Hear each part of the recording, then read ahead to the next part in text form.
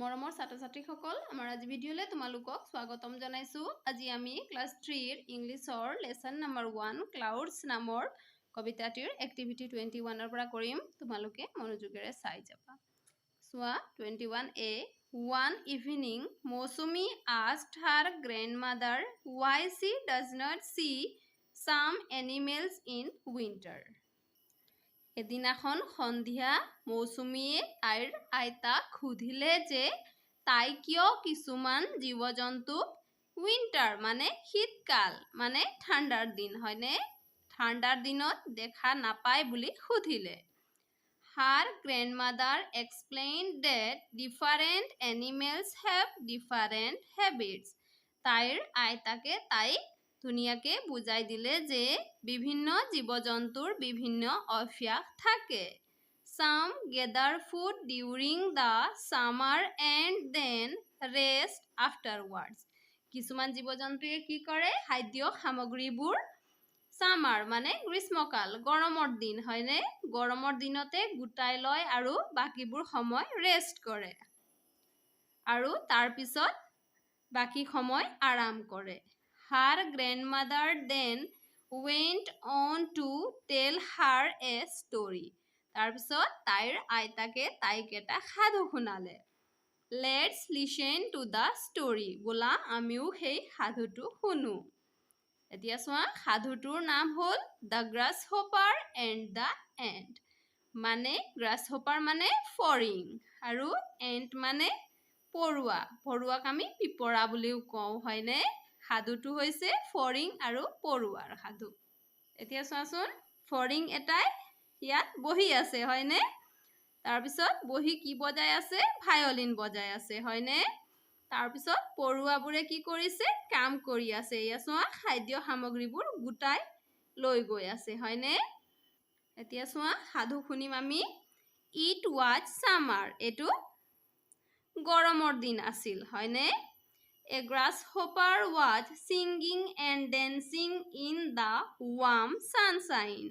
এটা ফৰিঙে কি কৰিছিল উচ্চ ৰদত গান গাইছিল আৰু নাচিছিল হয়নে He did not work. He কাম কৰা নাছিল He made fun of the ants who worked day and night. He কি কৰিছিল দিনে ৰাতিয়ে কাম কৰা এই পৰুৱাবোৰক ঠাট্টা কৰিছিল The ants were collecting food for the long winter ahead.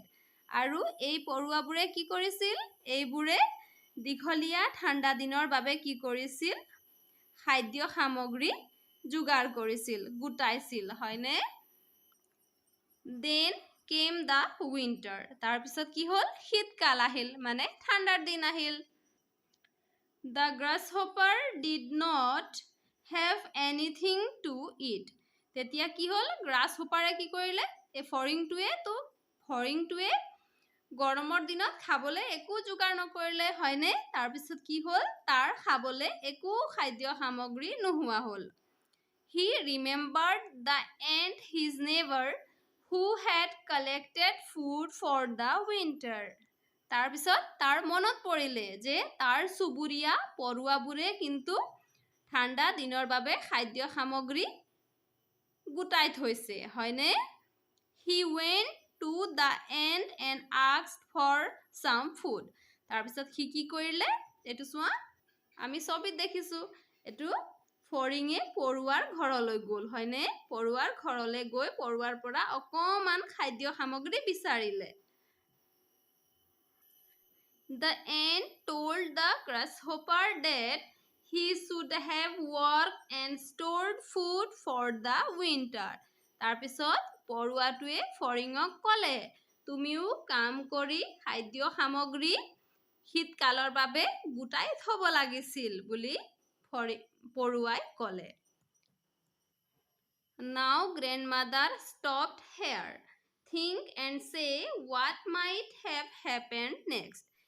এতিয়া গ্ৰেণ্ডমাদাৰে মানে আইতাই মৌচুমীক ইমানেই সাধু শুনালে হয়নে এতিয়া তাৰ পিছত কি হ'ল তোমালোকে ভাবি ক'ব লাগিব তোমালোকে তাৰপিছত কি হ'ল মনতে ভাবিবা আৰু মা দেউতা দাদা বাইদেউ বা তোমালোকৰ আইতা ককা দেউতা যদি আছে তেওঁলোকক সাধুটো শুনাবা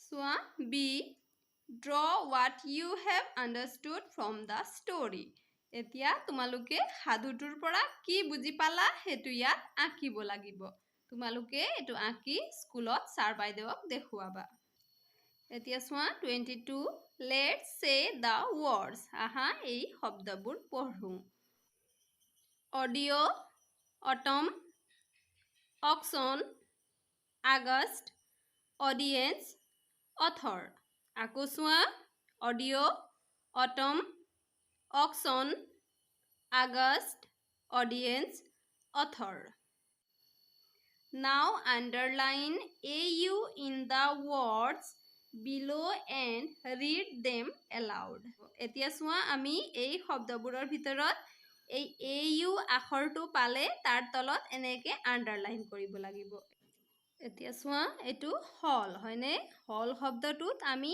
AU পাইছো হয়নে গতিকে আমি ইয়াত আন্ডাৰলাইন কৰিম এটো চোৱা কজ কজ শব্দটোত আমি AU পাইছো হয়নে গতিকে আমি আকৌ ইয়াত আন্ডাৰলাইন কৰিম তাৰপিছত চোৱা এটো পজ হয়নে পজ শব্দটোত আমি AU পাইছো আমি ইয়াতো আন্ডাৰলাইন কৰিম এতিয়া চোৱা হল কজ পজ আকৌ চোৱা হল কজ পজ মৰমৰ ছাত্ৰ-ছাত্ৰীসকল আমাৰ আজি ভিডিঅ'ত আমি ইমানেই কৰিছো আমাৰ পৰৱৰ্তী ভিডিঅ'ত আমি বাকি ৰৈ যোৱা এক্টিভিটিজখিনি কৰিম তোমালোকে মনোযোগেৰে পঢ়া শুনা কৰিবা আজিলৈ ধন্যবাদ